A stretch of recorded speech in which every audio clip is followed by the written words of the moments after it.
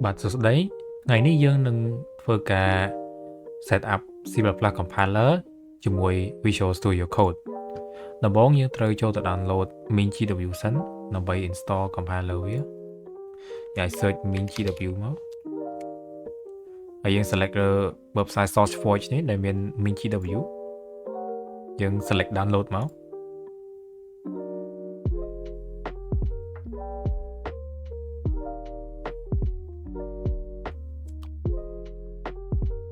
បាទបន្ទាប់ពីយើង download ហើយយើង open វាមក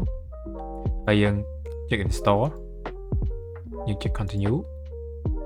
វានឹងធ្វើការ download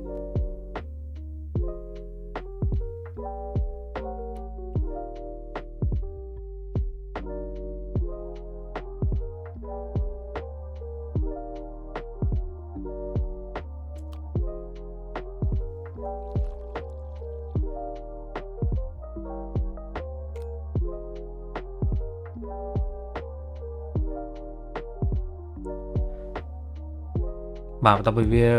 ធ្វើការ download ហើយយើងឃើញថាវាថា catalog update complete ហើយយើងអាចចុច continue តហើយវាចេញផ្ទាំងមួយនេះនៅក្នុងផ្ទាំងមួយនេះយើងអាច click កន្លែងនេះគឺ MinGW 32 GCC C++ GCC++ compiler ហើយបន្ទាប់ពីយើង tick កន្លែងហ្នឹងហើយយើងអាចចុចកន្លែងនេះយើង apply change ហើយ apply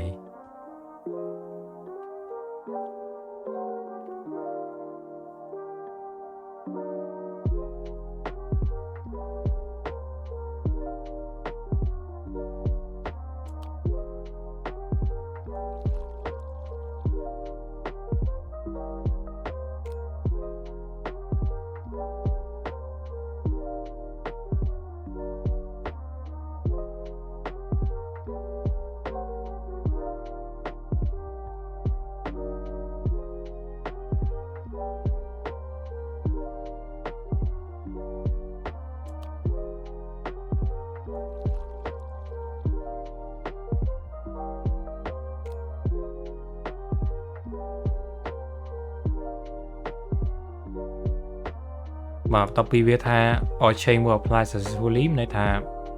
វាធ្វើការ install ហើយយើងអាច close បានអាចបិទផ្ទាំងនេះបាន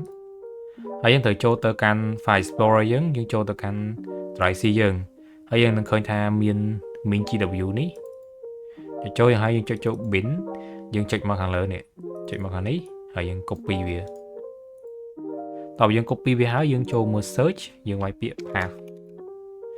យើងឃើញ edit the system environment variable យើងចុចលើវាមកតោះយើងចុចលើកន្លែង environment variable ហើយយើងចុចលើ path យើងចុច edit តោះយើងចុចលើ new យើង paste មកយើង paste path នេះមកហើយយើងចុច OK ឥ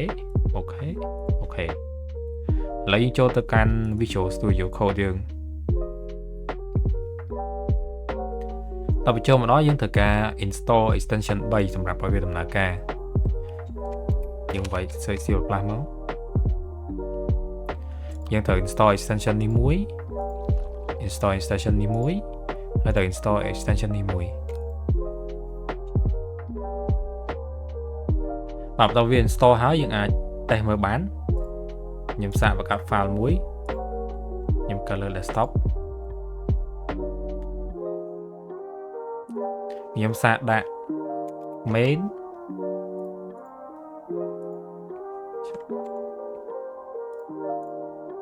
សាកបង្កើត folder មួយខ្ញុំដាក់ test code ហើយនៅ folder ហ្នឹងខ្ញុំដាក់ main.cpp ខ្ញុំ include មក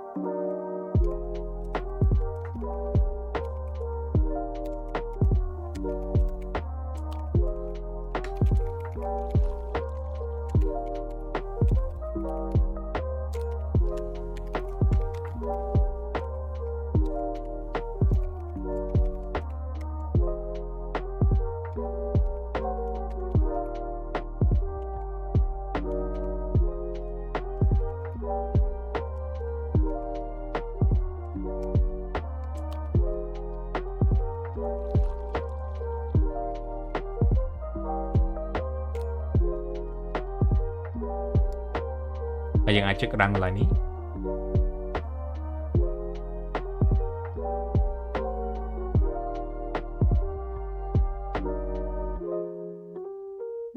បាទយើងឃើញថាវា compile successfully យើងអាចឃើញថា hello world ហើយនឹង